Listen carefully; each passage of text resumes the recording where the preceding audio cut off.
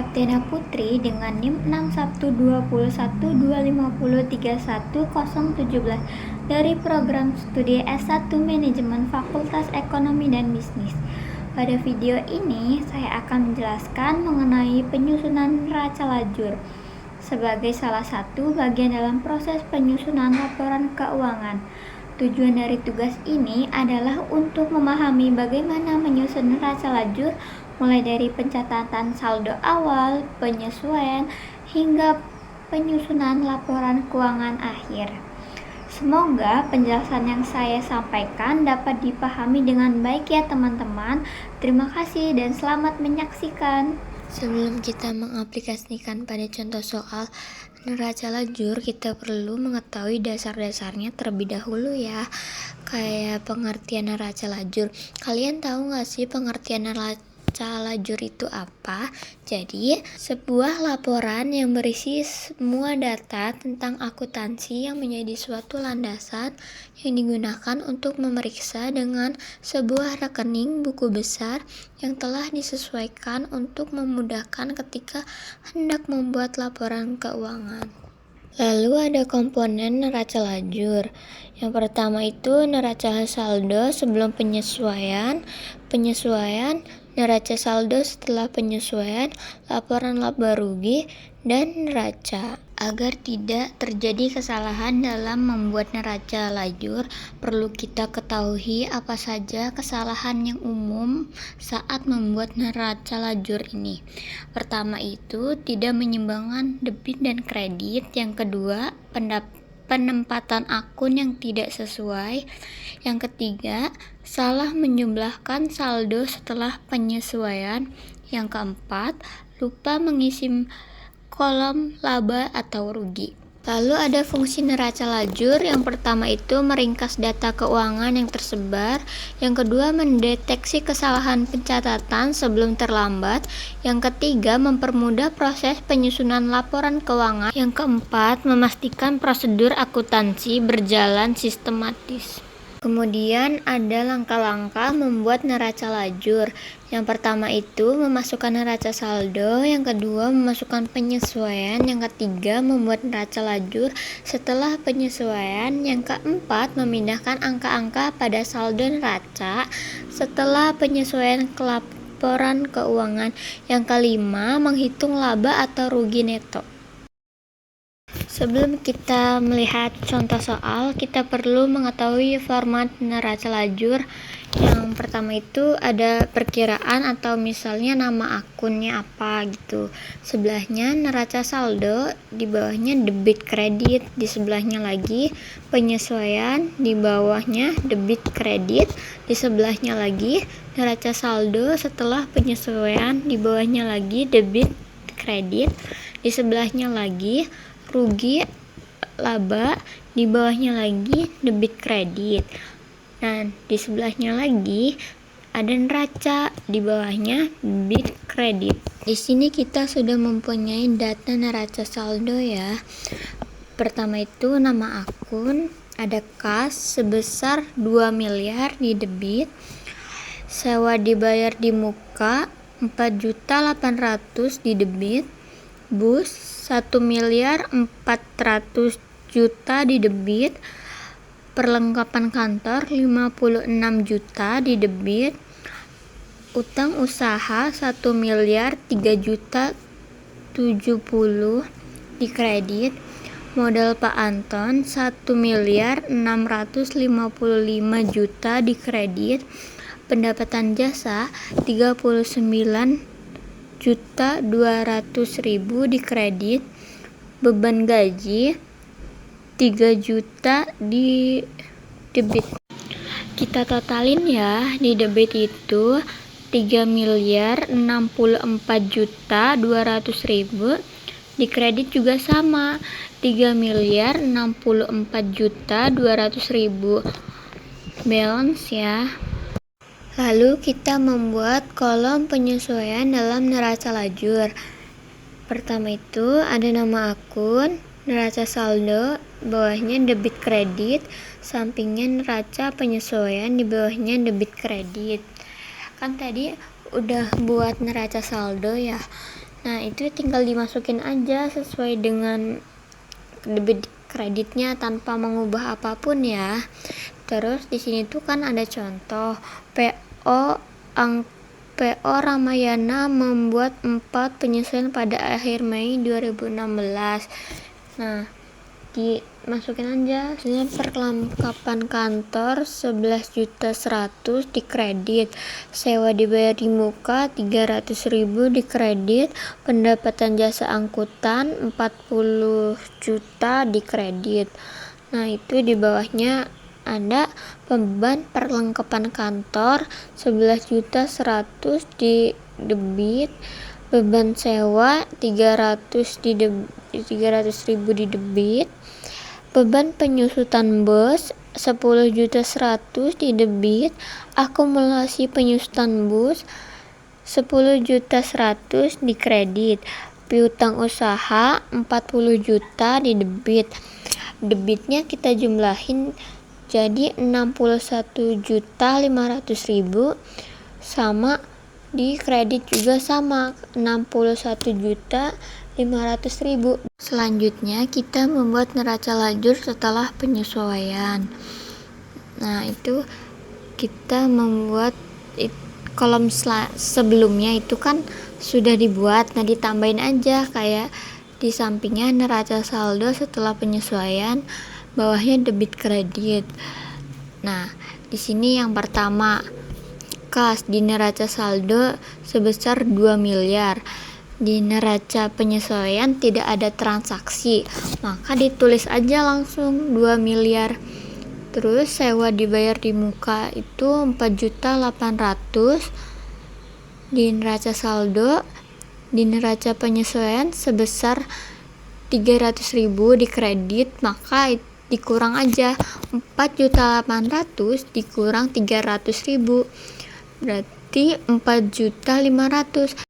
Kenapa taruh di debit? Karena jumlahnya itu lebih besar di debit dibanding di kredit ya.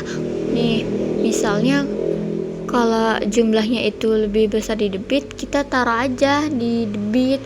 Kalau sebaliknya ya udah kita taruh aja di situ ya. Lalu ada bus di neraca saldo sebesar 1.400.000. Di neraca penyesuaiannya tidak ada transaksi, maka ditulis aja langsung 1.400.000. Lalu perlengkapan kantor 56 juta di neraca saldo, di neraca saldonya. Di neraca penyesuaiannya sebesar 11.100.000, maka dikurang juga ya sama kayak sebelumnya tadi tuh.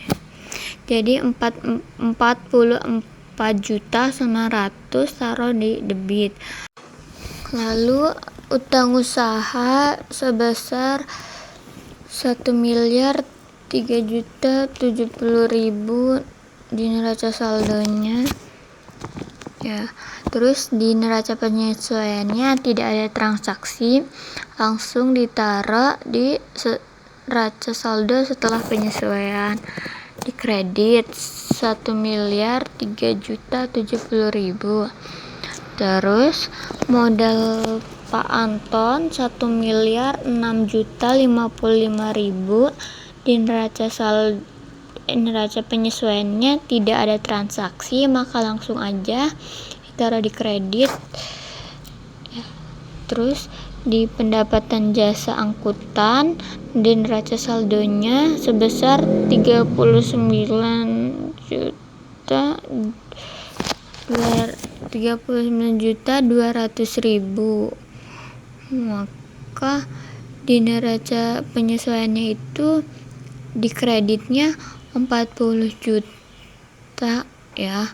Terus ketemu kredit itu ditambah jadi 79.200.000 di neraca saldo setelah penyesuaian ya, tetap ditaruh kredit ya. Terus ada beban gaji sebesar 3 juta di neraca penyesuaiannya tidak ada transaksi, langsung aja ditulis di debit 3 juta. Terus ada beban perlengkapan. Di neraca penyesuaiannya ditulis aja sesuai ini ya, 11.100.000. Beban sewa itu sebesar 300.000 di neraca penyesuaian, dan neraca saldo setelah penyesuaian itu seharusnya tulisnya 300.000 ya, maaf ya, kelebihan 0. Beban penyusutan bos sebesar 10.100.000 di neraca penyesuaian. Terus di neraca saldonya tulis aja langsung 10.100.000. Terus akumulasi penyusutan bos di kredit sebesar 10.100.000. Lalu di neraca saldo setelah penyesuaiannya langsung aja tulis 10.100.000 di kredit. Yang terakhir, piutang usaha neraca penyesuaiannya sebesar 40 juta di debit, lalu langsung aja di neraca saldonya setelah penyesuaian tulis 40 juta. Lalu kita totalin ya, di debitnya itu 3.114.300.000 dan di kreditnya 3.114.300.000. Yang keempat, memindahkan angka-angka pada saldo neraca setelah penyesuaian ke laporan keuangan. Langkah ini dilakukan dengan cara akun pendapatan dan beban diletakkan di kolom laba rugi, akun aset, liabilitas, modal pemilik, dan price diletakkan di kolom laporan posisi keuangan sesuai dengan posisinya, debit atau kredit. Kelima, menghitung laba atau rugi neto. Langkah selanjutnya menjumlahkan sisa debit dan kredit pada kolom laporan laba rugi. Selisih antara sisa debit dan kredit adalah laba tahunan berjalan atau rugi neto. Jika sisi kredit akun pendapatan lebih besar dari debit akun beban, maka diperoleh laba berjalan. Jika sebaliknya, maka diperoleh rugi neto. Kemudian laporan keuangan laba rugi. Yang pertama itu, jika pendapatan lebih besar dari beban, maka laporan rugi labanya menyajikan laba periode berjalan. Yang kedua, jika beban lebih besar dari pendapatan, maka laporan laba ruginya menyajikan rugi neto. Nah, ini ada contohnya ya dari PO Ramayana, laporan laba rugi bulan 31 Mei 2016. Pendapatan sama beban-beban ini tuh didapat dari slide data sebelumnya ya. Nah, pendapatan jasa di debit sebesar 79.200.000. Lalu beban-bebannya ini ada di debit, beban gaji 3 juta, beban perlengkapan kantor 11.100.000, beban sewa 300.000, beban penyusutan bos 10.100.000. Total ya, ini jadinya 24.500.000. Nah, pendapatan jasa sama beban-beban itu dikurang 79.200.000 dikurang 24.500.000, maka hasilnya 54.700.000 kita sebut laba periode berjalan. Selanjutnya kita akan membuat laporan laba rugi dan laporan posisi keuangan. Pada laporan laba rugi, pada posisi debit itu ada beban gaji sebesar 3 juta rupiah. Terus ada beban perlengkapan kantor 11.100.000, beban sewa 300.000, beban penyusutan bus sebesar 10.100.000. Totalnya itu 24.500.000. Nah, tapi kan tadi di sebelumnya itu ada laba neto ya, dimasukin aja. Jadi 54 4.700.000 ditambah 24.500.000 jadinya 79.200.000. Terus di bagian kreditnya itu ada pendapatan jasa angkutan sebesar 79.200.000. Langsung aja total nih tetap sama 79.200.000. Debit dan kreditnya balance ya. Terus kita ke laporan keuangan. Kita lihat dari awal kas itu tetap ya masih 2 miliar di debit. Terus ada sewa dibayar di muka ada 4.500.000 di debit.